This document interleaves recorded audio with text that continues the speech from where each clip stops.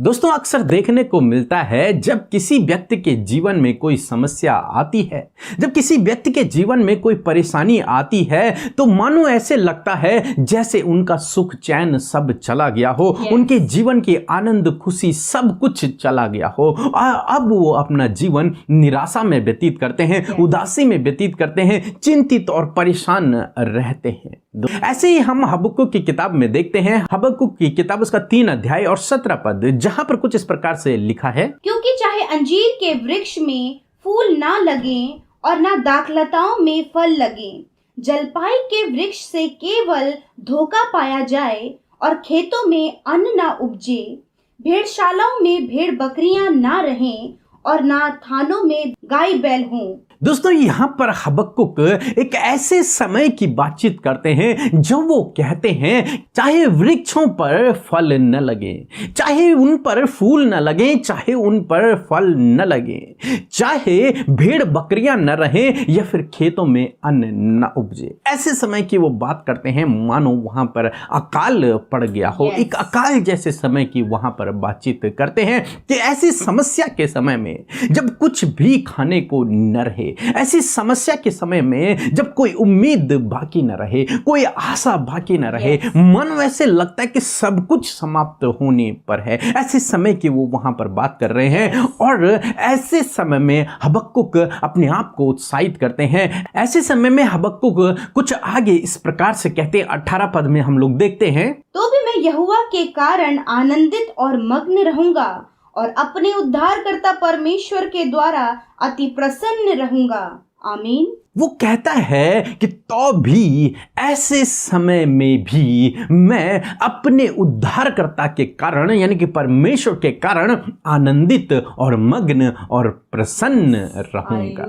ऐसे समय में जब चारों तरफ अकाल पड़ा हुआ है, ऐसे समय में जब भोजन का एक भी दाना नहीं है, ऐसे समय में जब एक भी फल नहीं है, ऐसे समय में जब पेड़ सूख चुके हैं, हरियाली नहीं है, उन पर फूल नहीं है, कोई भी उम्मीद, कोई भी आशा बाकी नहीं है, ऐसे समय में हबक्कुक कहते हैं कि मैं आनंदित रहूंगा, मैं खुश रहूंगा, मैं प्रसन्न रहूंगा। क्यों वो ऐसा कह रहे हैं? क्योंकि वो जानते हैं कि मेरा उद्धारकर्ता मेरा परमेश्वर के कारण, मेरा छुटकारा करने वाले परमेश्वर के कारण मैं आनंदित और खुश और मग्न रहूंगा। वो जानते हैं कि ऐसे समय में भी मेरा परमेश्वर मुझे सुरक्षित रखेगा, ऐसे समय में मेरा परमेश्वर मेरे लिए भी उपाय करेगा।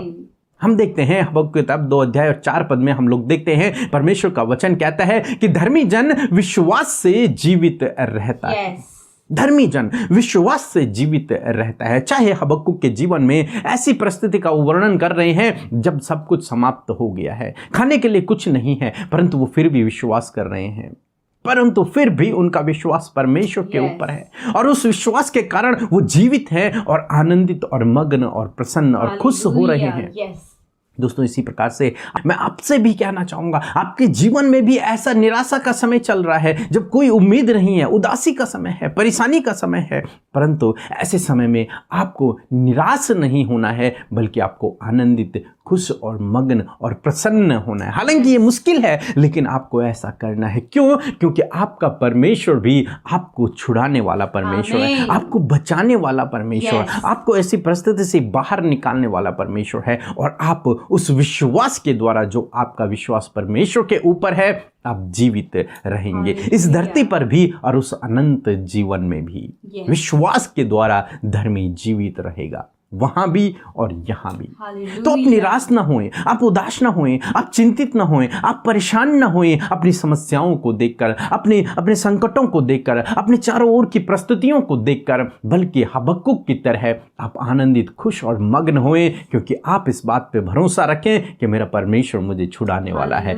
मेरा परमेश्वर इस अकाल के समय में भी मुझे तृप्त करने वाला है, मेरे लिए उपाय करने वाला है, मुझे छुटकारा देने वाला है, मुझे बचाने वाला परमेश्वर है। और यदि आप 18 पद में पढ़ेंगे तो लिखा है, हबक्कुक कहते हैं कि परमेश्वर मेरा बलमूल है, मेरी सामर्थ्य का मूल है, मेरे बल का मूल है, वो स्रोत है मेरी सामर्थ्य का, मेरे बल का।